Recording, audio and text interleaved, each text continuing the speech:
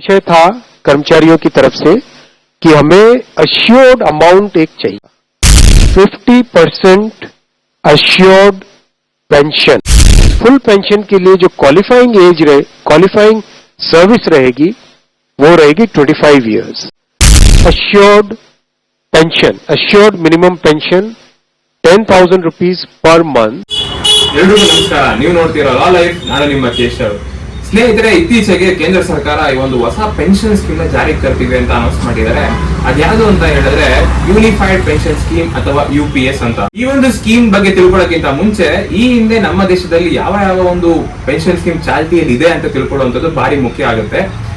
So ಸ್ನೇಹಿತರೆ, ನಿಮ್ಗೆಲ್ಲ ಗೊತ್ತಿರೋ ಹಾಗೆ ಈ ಹಿಂದೆ ಅಂದ್ರೆ ಈ ಒಂದು ಸ್ಕೀಮ್ ಅನೌನ್ಸ್ಮೆಂಟ್ ಗಿಂತ ಮುಂಚೆ ಹೇಳ್ತಾ ಇರುವಂತದ್ದು ನಮ್ಮ ದೇಶದಲ್ಲಿ ಒಂದು NPS ಅಥವಾ ನ್ಯಾಷನಲ್ ಪೆನ್ಷನ್ ಸ್ಕೀಮ್ ಏನಿದೆ ಅದು ಜಾರಿಯಲ್ಲಿತ್ತು. ಈ ಒಂದು ಪೆನ್ಷನ್ ಸ್ಕೀಮ್ ಗಿಂತ ಮುಂಚೆ ಅಂದ್ರೆ 2004ಕ್ಕಿಂತ ಮುಂಚೆ ನಮ್ಮ ದೇಶದಲ್ಲಿ ಒಂದು ಓಲ್ಡ್ ಪೆನ್ಷನ್ ಸ್ಕೀಮ್ ಅಥವಾ ಪೆನ್ಷನ್ ಸ್ಕೀಮ್ ಜಾರಿಯಲ್ಲಿತ್ತು. ಈ ಒಂದು ಓಲ್ಡ್ ಪೆನ್ಷನ್ ಸ್ಕೀಮ್ ಅಲ್ಲಿ ಯಾವ ರೀತಿ ಒಂದು ಪೆನ್ಷನ್ ಬೆನಿಫಿಟ್ಸ್ ಕೊಡ್ತಾ ಇದ್ರು ಅಂತ ಹೇಳಿದ್ರೆ, ಇದರಲ್ಲಿ ಲಾಸ್ಟ್ ಅವರು ಒಬ್ಬ ವ್ಯಕ್ತಿ ಅಥವಾ ಎಂಪ್ಲಾಯರ್ ರಿಟೈರ್ಡ್ ಆಗೋಕ್ಕಿಂತ ಮುಂಚೆ ಅವರ ಒಂದು ಲಾಸ್ಟ್ 12 months ಸ್ಯಾಲರಿ ಏನಿತ್ತು ಆ ಒಂದು ಆವರೇಜ್ ತಗೊಂಡು ಅದರ 50% ಅಮೌಂಟ್ ನ ಫಿಕ್ಸ್ಡ್ ಅಮೌಂಟ್ ಆಗಿ ಆ ಒಂದು ರಿಟೈರ್ಡ್ ಎಂಪ್ಲಾಯಿಗೆ ತಿಂಗಳ ಗವರ್ಮೆಂಟ್ ಕೊಡ್ತಾ ಇತ್ತು.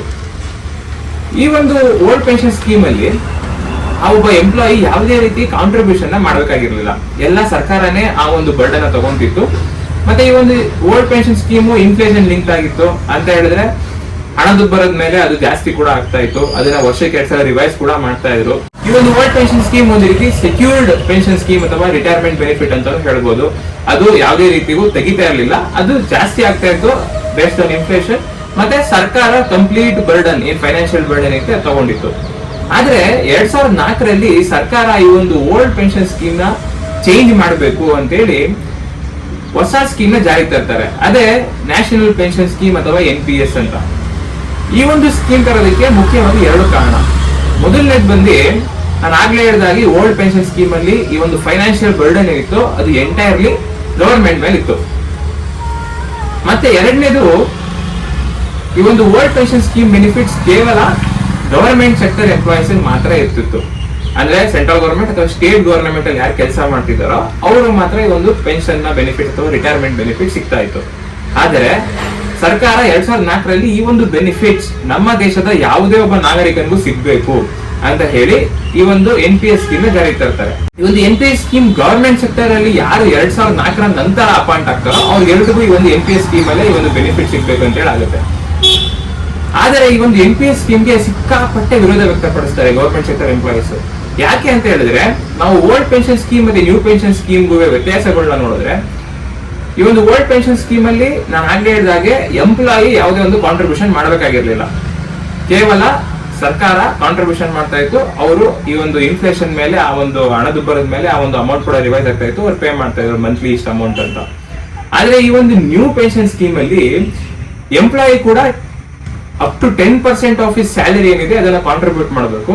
ಅದೇ ರೀತಿ ಗವರ್ಮೆಂಟ್ ಇನ್ ಕೇಸ್ ಎಂಪ್ಲಾಯರ್ ಆಗಿದ್ರೆ ಗವರ್ಮೆಂಟ್ ಕೂಡ ಅಪ್ ಟು 14% ಆ ಒಂದು ಏನ್ ಸ್ಯಾಲರಿ ಅಮೌಂಟ್ ಇರುತ್ತೆ ಅದನ್ನ ಕಾಂಟ್ರಿಬ್ಯೂಟ್ ಮಾಡಬೇಕು. ಒಂದು NPS ಫಂಡ್ ಅಂತ ಇರುತ್ತೆ ಅಲ್ಲಿಗೆ.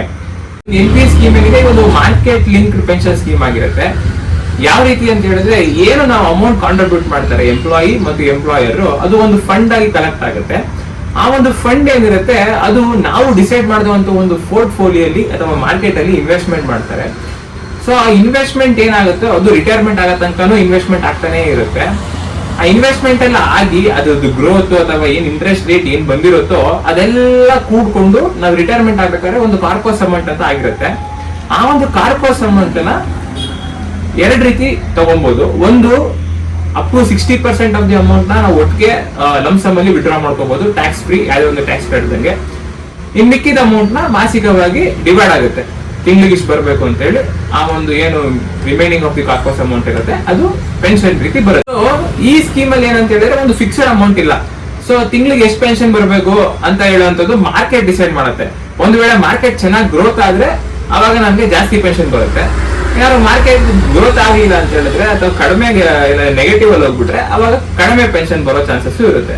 ಸೊ ಹಾಗಾಗಿ ಇಲ್ಲೊಂದು ಫಿಕ್ಸ್ಡ್ ಪೆನ್ಷನ್ ಇಲ್ಲ, ಮತ್ತೆ ಮಾರ್ಕೆಟ್ ರಿಸ್ಕ್ ನ ನಾವು ಬೇರ್ ಮಾಡ್ಬೇಕಂತ ಹೇಳಿ ಇದಕ್ಕೆ ಸಿಕ್ಕಾಪಟ್ಟೆ ವಿರೋಧನ ವ್ಯಕ್ತಪಡಿಸ್ತಾರೆ. ಆದರೆ ಈ ಒಂದು NPS ಸ್ಕೀಮ್ ನ ಒಂದು ದೊಡ್ಡ ಬೆನಿಫಿಟ್ ಏನಂತ ಹೇಳಿದ್ರೆ ರಿಸ್ಕ್ ಇದ್ದೇ ಇರುತ್ತೆ, ಆದ್ರೆ ಎಲ್ರು ಅಂದ್ರೆ ನಮ್ಮ ದೇಶದ ನಾಗರಿಕರು ಯಾರಿದ್ದಾರೆ 18 ರಿಂದ 70 ವಯಸ್ಕರು ಇರ್ತಾರಲ್ಲ, ಅಲ್ಲಿ ಅಷ್ಟು ಜನನು ಕೂಡ ಈ ಒಂದು NPS ನ ಫಲಾನುಭವಿಗಳು ಆಗ್ಬೋದು. ಆದ್ರೆ ಈ ಒಂದು NPS ಸ್ಕೀಮ್ ಅಲ್ಲಿ ಇರುವಂತದ್ದು ರಿಸ್ಕ್ ಎಲಿಮೆಂಟ್, ಅಂದ್ರೆ ರಿಸ್ಕ್ ತಗೊಂಡ್ರೆ ಜಾಸ್ತಿ ಅಮೌಂಟ್ ಕೂಡ ಬರ್ಬೋದು ಪೆನ್ಷನ್ ಆಗಿ. ಒಂದ್ ವೇಳೆ ರಿಸ್ಕ್ ತಗೊಂಡು ಮಾರ್ಕೆಟ್ ಗ್ರೋತ್ ಆಗ್ಲಿಲ್ಲ ಅಂತ ಹೇಳಿದ್ರೆ ಲಾಸ್ ಕೂಡ ಆಗ್ಬೋದು. ಹಾಗಾಗಿ ಒಂದು NPS ಸ್ಕೀಮ್ ಏನಿದೆ ಇದಕ್ಕೆ ಸಿಕ್ಕಾಪಟ್ಟೆ ವಿರೋಧ ವ್ಯಕ್ತಪಡಿಸ್ತಾರೆ. ಸೊ ಕೇಂದ್ರ ಸರ್ಕಾರ ಈ ಒಂದು ಕೇಂದ್ರ ಸರ್ಕಾರದ ಎಂಪ್ಲಾಯೀಸ್ ಗೆ ಹೊಸ ತರ ಒಂದು ಬೆನಿಫಿಟ್ ನ ಕೊಡಬೇಕು, ನ್ಯೂ ಪೆನ್ಷನ್ ಸ್ಕೀಮ್ ಅಲ್ಲಿರೋ ಒಂದು ಏನು ಸ್ವಲ್ಪ ರಿಸ್ಕ್ ಎಲಿಮೆಂಟ್ ಇದೆ ಅದನ್ನ ತೆಗಿಬೇಕಂತ ಹೇಳಿ ಈ ಒಂದು ಯೂನಿಫೈಡ್ ಪೆನ್ಷನ್ ಸ್ಕೀಮ್ ನ ಜಾರಿಗೆ ತರ್ತೀವಿ ಅಂತ ಹೇಳಿದ್ದಾರೆ. ಸೊ ಈ ಒಂದು ಯೂನಿಫೈಡ್ ಪೆನ್ಷನ್ ಸ್ಕೀಮ್ಗೆ ಸೆಂಟ್ರಲ್ ಗೌರ್ಮೆಂಟಿನ 23 ಲಕ್ಷ ಕೆಲಸಗಾರರು ಇರ್ತಾರೆ, ಅವರು ಬೆನಿಫಿಷರೀಸ್ ಆಗ್ತಾರೆ ಅಂತ ಹೇಳಿದ್ದಾರೆ. ಒಂದು ವೇಳೆ ಸ್ಟೇಟ್ ಗೌರ್ಮೆಂಟ್ ಕೂಡ ಈ ಒಂದು UPS ಸ್ಕೀಮ್ಗೆ ಪಾರ್ಟಿಸಿಪೇಟ್ ಮಾಡ್ತೀವಿ ಅಂತ ಹೇಳಿದ್ರೆ ಈ ಒಂದು ಸಂಖ್ಯೆ 90 ಲಕ್ಷ ತನಕ ಹೋಗುತ್ತೆ ಅಂತ ಕೂಡ ಹೇಳಿದ್ದಾರೆ. ಈ ಒಂದು ಸ್ಕೀಮ್ ಮುಂದಿನ ವರ್ಷ 2025ರ ಒಂದು ಫೈನಾನ್ಷಿಯಲ್ ಇಯರ್ ಏನ್ ಸ್ಟಾರ್ಟ್ ಆಗುತ್ತೋ ಅವಾಗಿಂದ ಇಂಪ್ಲಿಮೆಂಟ್ ಮಾಡ್ತೀವಿ ಅಂತ ಕೂಡ ಹೇಳಿದ್ದಾರೆ. ಹಾಗಾಗಿ ಈ ಒಂದು UPS ನ ಬೆನಿಫಿಟ್ಸ್ ಏನೇನು ಅಂತ ಹೇಳಿದ್ರೆ, ಈ ಒಂದು UPS ಅಲ್ಲಿ 25 ವರ್ಷಗಳ ಕಾಲ ಕಂಟಿನ್ಯೂಸ್ ಸರ್ವಿಸ್ ಏನಾದ್ರು ಮಾಡಿದ್ರೆ ಅವರಿಗೆ ಆ ಒಂದು ಲಾಸ್ಟ್ ರಿಟೈರ್ಮೆಂಟ್ ಆಗಿಂದ ಮುಂಚೆ 12 ತಿಂಗಳ ಏನ್ ಸ್ಯಾಲರಿ ಇರುತ್ತೋ ಅದರ ಆವರೇಜ್ ತಗೊಂಡು ಅದರ 50% ಅಮೌಂಟ್ ನ ಮಂತ್ಲಿ ಪೆನ್ಷನ್ ಕೊಡ್ತೀವಿ ಅಂತ ಹೇಳಿರುವಂತದ್ದು. ಅದ್ರ ಜೊತೆಗೆ ಇಲ್ಲಿ ಮಿನಿಮಮ್ ಗ್ಯಾರಂಟಿ ಪೆನ್ಷನ್ ಅಂತ ಕೂಡ ಹೇಳಿದ್ದಾರೆ. ಈ ಒಂದು ಮಿನಿಮಮ್ ಗ್ಯಾರಂಟಿ ಪೆನ್ಷನ್ ಅಂತ ಹೇಳಿದ್ರೆ 10 ವರ್ಷಗಳ ಕಾಲ ಅಥವಾ 10 ವರ್ಷಕ್ಕಿಂತ ಜಾಸ್ತಿ ಏನಾದ್ರು ಕಂಟಿನ್ಯೂಸ್ ಸರ್ವಿಸ್ ನ ಕೊಟ್ಟಿದ್ರೆ ಅವರಿಗೆ minimum 10,000 rupees per month pension ರೀತಿ ಕೊಡ್ತೀವಿ ಅಂತ ಕೂಡ ಹೇಳಿದ್ದಾರೆ. ಒಂದು ವೇಳೆ ಆ ಒಂದು ಏನ್ ಎಂಪ್ಲಾಯಿ ಏನಾದ್ರು ತೀರ್ಕೊಂಡ್ಬಿಟ್ರೆ ಅವರ ಫ್ಯಾಮಿಲಿ ಅವರಿಗೆ up to 60% of pension amount ಏನಿರುತ್ತೆ ಅದನ್ನ ಪೆನ್ಷನ್ ರೀತಿ ಕೊಡ್ತೀವಿ ಅಂತ ಕೂಡ ಹೇಳಿದ್ದಾರೆ. ಒಂದು ಉದಾಹರಣೆಗೆ ಒಬ್ಬ ವ್ಯಕ್ತಿ ಅವರ last 12 months average salary 1 lakh ರೂಪಾಯಿ ಅಂತ ಹೇಳಿದ್ರೆ ಅವರಿಗೆ 50,000 ರೂಪಾಯಿ ಒಂದು ಫಿಕ್ಸ್ಡ್ ಅಮೌಂಟ್ ಪೆನ್ಷನ್ ಆಗಿ ಅವರಿಗೆ ಹೋಗ್ತಾ ಇರುತ್ತೆ. ಒಂದು ವೇಳೆ ಅವ್ರೇನಾದ್ರೂ ತೀರ್ಕೊಂಡ್ಬಿಟ್ರೆ ಅವರ ಫ್ಯಾಮಿಲಿಗೆ ಈ ಒಂದು 50,000 ರೂಪಾಯಿ 60% ಅಮೌಂಟ್ ನ ಸರ್ಕಾರ ಪೆನ್ಷನ್ ರೀತಿ ಕೊಡುತ್ತೆ. ಮತ್ತೆ ಈ ಒಂದು ಯೂನಿಫೈಡ್ ಪೆನ್ಷನ್ ಸ್ಕೀಮ್ ಅಲ್ಲಿ ಸರ್ಕಾರದ ಕಾಂಟ್ರಿಬ್ಯೂಷನ್ ಏನಿದೆ ಅದು 14% ಇಂದ 18% ಗೆ ಜಾಸ್ತಿ ಮಾಡಿದ್ದಾರೆ. ಈ ಹಿಂದೆ ಈ ಒಂದು NPS ಸ್ಕೀಮ್ ಅಲ್ಲಿ 10% ಎಂಪ್ಲಾಯಿ 14% ಎಂಪ್ಲಾಯರ್ ಕಾಂಟ್ರಿಬ್ಯೂಷನ್ ಮಾಡಬೇಕಾಗಿತ್ತು.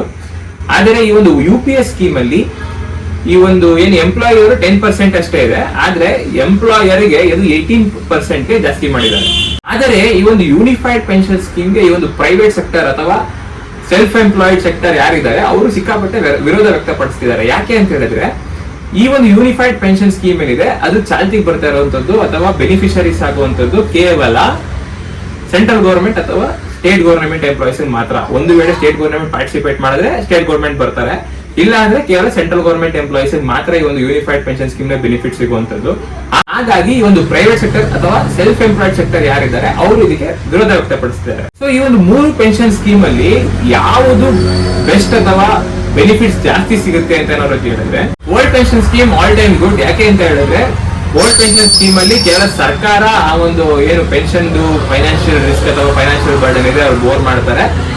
ಎಂಪ್ಲಾಯಿಗೆ ಯಾವುದೇ ರೀತಿಯ ಒಂದು ಕಾಂಟ್ರಿಬ್ಯೂಷನ್ ಮಾಡೋದಾಗ್ಲಿ ಏನೂ ಇರೋದಿಲ್ಲ. ಅದು ಇನ್ಫ್ಲೇಷನ್ ಮೇಲೆ ಅದು ಹಣದುಬ್ಬರ ಜಾಸ್ತಿ ಆಗ್ತಾ ಇರೋದಾಗಿ ಅದನ್ನ ರಿವೈಸ್ ಮಾಡ್ತಾರೆ, ಜಾಸ್ತಿ ಕೊಡ್ತಾರೆ ಪೆನ್ಷನ್. ನೆಕ್ಸ್ಟ್ ಬಂದ್ರೆ NPS, ಇದು ಮಾರ್ಕೆಟ್ ಲಿಂಕ್ ಆಗಿರೋದ್ರಿಂದ ರಿಸ್ಕ್ ಎಲಿಮೆಂಟ್ ಇದ್ದೇ ಇರುತ್ತೆ. ಆದರೆ ಈ ಒಂದು NPS ಅಲ್ಲಿ UPS ಅಥವಾ ಓಲ್ಡ್ PS ಕಂಪೇರ್ ಮಾಡಿದ್ರೆ ಜಾಸ್ತಿ ಕೂಡ ಅಮೌಂಟ್ ತಗೋಬಹುದು. ಯಾಕೆ ಅಂತ ಹೇಳಿದ್ರೆ ಇಲ್ಲಿ ನಾವು ಯಾವ ಒಂದು ಪೋರ್ಟ್ಫೋಲಿಯೋ ಅಲ್ಲಿ ಅಥವಾ ಯಾವ ಒಂದು ಸೆಕ್ಟರ್ ಆಫ್ ದಿ ಮಾರ್ಕೆಟ್ ಅಲ್ಲಿ ಇನ್ವೆಸ್ಟ್ಮೆಂಟ್ ಮಾಡ್ತೀವಿ ಅನ್ನೋದು ಸಿಕ್ಕಾಪಟ್ಟೆ ಇಂಪಾರ್ಟೆಂಟ್ ಆಗಿರುತ್ತೆ. ಅಲ್ಲಿ ನಮ್ಮ ಒಂದು ಏನು ರಿಸ್ಕ್ ಕ್ಯಾಲ್ಕುಲೇಷನ್ ಇರುತ್ತೋ ಆ ಒಂದು ರಿಸ್ಕ್ ಕ್ಯಾಲ್ಕುಲೇಷನ್ ಚೆನ್ನಾಗಿ ಮಾಡಿ ಒಳ್ಳೆ ಪೋರ್ಟ್ಫೋಲಿಯೋ ಏನಾದ್ರು ಇನ್ವೆಸ್ಟ್ಮೆಂಟ್ ಮಾಡಿದ್ರೆ ಒಳ್ಳೆ ಪೆನ್ಷನ್ ಅಥವಾ ಒಳ್ಳೆ ಕಾರ್ಪಸ್ ಅಮೌಂಟ್ ನಾವು ಜನರೇಟ್ ಮಾಡಬಹುದು. ಆದ್ರೆ ರಿಸ್ಕ್ ಎಲಿಮೆಂಟ್ ಇರೋದ್ರಿಂದ ಇದಕ್ಕೆ ಸ್ವಲ್ಪ ಯೋಚನೆ ಮಾಡಿ ಆಫ್ ಮಾಡ್ಬೇಕಾಗಿರುತ್ತೆ. ಇನ್ನೊಂದು UPS ಆಗ್ಲೇ ಹೇಳಿದಾಗೆ ಇಲ್ಲಿ ಕಾಂಟ್ರಿಬ್ಯೂಷನ್ ಇರುತ್ತೆ, ಆದ್ರೆ ಗವರ್ಮೆಂಟ್ ಕಾಂಟ್ರಿಬ್ಯೂಷನ್ ಜಾಸ್ತಿ ಇದೆ. ಇಲ್ಲಿ ಮಿನಿಮಮ್ ಗ್ಯಾರಂಟಿ ಪೆನ್ಷನ್ ಅದನ್ನು ಕೊಡ್ತಿದ್ದಾರೆ, up to minimum guarantee pension of 10,000 rupees ಕೊಡ್ತಿದ್ದಾರೆ. ಮತ್ತೆ 25 years ಆಫ್ ಸರ್ವಿಸ್ ಕಂಪ್ಲೀಟ್ ಆಗಿದೆ ಸಾಕು. ಲಾಸ್ಟ್ 12 ಮಂತ್ ಆವರೇಜ್ ಸ್ಯಾಲರಿ 50% ನ ಪೆನ್ಷನ್ ಕೊಡ್ತಾರೆ. ಮತ್ತೆ ಇಲ್ಲಿ ಗ್ರಾಚ್ಯುಯಿಟಿ ಏನಿದೆ ಅದು 1/10 of last 6 months salary use ಮಾಡ್ಕೊಂಡು ಕ್ಯಾಲ್ಕುಲೇಟ್ ಮಾಡೋದು. ಇದು ಈ ಒಂದು ಪೆನ್ಷನ್ಗೂ ಅದಕ್ಕೂ ಸಂಬಂಧ ಇಲ್ಲ. ಇಲ್ಲಿ ಗ್ರಾಚ್ಯುಯಿಟಿ ಕೊಟ್ಟಿದ್ದೀನಿ ಅಂದ್ಬಿಟ್ಟು ಪೆನ್ಷನ್ ನ ಕಡಿಮೆ ಮಾಡಬೇಕು ಅನ್ನೋದು ಇಲ್ಲ, ಅದೆರಡು ಲಿಂಕ್ ಆಗಿರೋದಿಲ್ಲ. ಸೊ ಈ 3 ಸ್ಕೀಮ್ ಅಲ್ಲಿ ಆಲ್ ಟೈಮ್ ಗುಡ್ ಅಂದ್ರೆ OPS. ಮತ್ತೆ NPS UPS ಕಂಪೇರ್ ಮಾಡಿದ್ರೆ UPS ಸೇಫರ್ ಆಗಿರುತ್ತೆ, ರಿಸ್ಕ್ ಎಲಿಮೆಂಟ್ ಇರೋದಿಲ್ಲ. ಆದ್ರೆ NPS ಅಲ್ಲಿ ರಿಸ್ಕ್ ಇದೆ, ಅದು ಜಾಸ್ತಿ ಇನ್ಕಮ್ ಕೂಡ ಅಥವಾ ಜಾಸ್ತಿ ಪೆನ್ಷನ್ ಅಮೌಂಟ್ ಕೂಡ ತಗೋಬಹುದು. ಸೊ ಹಾಗಾಗಿ ಈ ಒಂದು old pension scheme, new pension scheme ಅಥವಾ UPS ಅಲ್ಲಿ ಬೇಸ್ಡ್ ಆನ್ ನಮ್ಮ ರಿಕ್ವೈರ್ಮೆಂಟ್ ಮೇಲೆ ನಾವು ಚಾಯ್ಸ್ ಮಾಡಬೇಕಾಗಿರುತ್ತೆ. ಈಗಾಗಲೇ ಓಲ್ಡ್ ಪೆನ್ಷನ್ ಸ್ಕೀಮು ಈಗ 2004 ನಂತರ ಅದು ಜಾರಿಯಲ್ಲಿಲ್ಲ. ಅಂದ್ರೆ 2004ಕ್ಕಿಂತ ಮುಂಚೆ ಯಾರು ಗವರ್ಮೆಂಟ್ ಸೆಕ್ಟರ್ ಅಲ್ಲಿ ಕೆಲಸ ಮಾಡ್ತಿರೋ ಅವರು ಮಾತ್ರ ಓಲ್ಡ್ ಪೆನ್ಷನ್ ಸ್ಕೀಮ್ ಇರೋದು. ಅದಾದ್ಮೇಲೆ ಸೇರ್ಕೊಂಡವ್ರಿಗೆಲ್ಲ NPS ಇರುವಂತದ್ದು. ಸೊ ಅವರಿಗೆ ಈ ಒಂದು NPS ಮತ್ತೆ UPS ಅಲ್ಲಿ ಆಪ್ಟ್ ಮಾಡಬಹುದು. NPS ಚಾಯ್ಸ್ ಮಾಡ್ತೀರಾ ಅಥವಾ UPS ಅಂತ. ಆದರೆ ಕೆಲವು ರಾಜ್ಯ ಸರ್ಕಾರಗಳು ಈ ಒಂದು ಓಲ್ಡ್ ಪೆನ್ಷನ್ ಸ್ಕೀಮ್ ನಾವು ವಾಪಸ್ ತರ್ತೀವಿ ಅಂತ ಕೂಡ ಹೇಳ್ತಿದ್ದಾರೆ. ಸೊ ಹಾಗಾಗಿ ಈ ಒಂದು ಪೆನ್ಷನ್ ಸ್ಕೀಮ್ ಬಗ್ಗೆ ಇನ್ನೇನು ಬೆಳವಣಿಗೆಗಳಾಗುತ್ತೆ ಅಂತ ನಾವು ನೋಡ್ಬೇಕಾಗುತ್ತೆ. ಹಾಗಾಗಿ ಈ ಒಂದು ಪೆನ್ಷನ್ ಸ್ಕೀಮ್ ಸಂಬಂಧಪಟ್ಟಂತೆ ಕೇಂದ್ರ ಸರ್ಕಾರ ಅಥವಾ ರಾಜ್ಯ ಸರ್ಕಾರ ಇನ್ನೇನು ಸ್ಟೆಪ್ಸ್ ತಗೊಂತಾರೆ ಅಂತ ನೋಡ್ಬೇಕಾಗುತ್ತೆ. ಈ ಒಂದು UPS ಗೆ ಏನಾದ್ರೂ ಪ್ರೈವೇಟ್ ಸೆಕ್ಟರ್ ಅವ್ರನ್ನು ಇನ್ಕ್ಲೂಡ್ ಮಾಡ್ಕೊಂಡ್ರೆ ಅವಾಗ ಈ ಒಂದು UPS ಒಂದು ಬೆಸ್ಟ್ ಪೋಸ್ಟ್ ರಿಟೈರ್ಮೆಂಟ್ ಸ್ಕೀಮ್ ಅಥವಾ ಪೋಸ್ಟ್ ರಿಟೈರ್ಮೆಂಟ್ ಬೆನಿಫಿಟ್ ಸ್ಕೀಮ್ ಆಗುತ್ತೆ. ಸೊ ಇದಿಷ್ಟಾಗಿತ್ತು ಈ ಒಂದು UPS ಸ್ಕೀಮ್ ಬಗ್ಗೆ. ಸೊ ಈ ಮಾಹಿತಿ ನಿಮ್ಗೆ ಇಷ್ಟ ಆಗಿದೆ ದಯವಿಟ್ಟು ಲೈಕ್ ಮಾಡಿ ಹಾಗೂ ಶೇರ್ ಮಾಡಿ ಹಾಗೂ ಇದೇ ರೀತಿ ಮಾಹಿತಿ ಉಳ್ಳ ಕಂಟೆಂಟ್ ಗಾಗಿ ನನ್ನ ಚಾನಲ್ಗೆ ಸಬ್ಸ್ಕ್ರೈಬ್ ಮಾಡ್ಕೊಳ್ಳಿ. ಮುಂದಿನ ವಿಡಿಯೋದಲ್ಲಿ ಸಿಗ್ತೀನಿ. ಅಲ್ಲಿವರೆಗೂ ನಮಸ್ಕಾರ.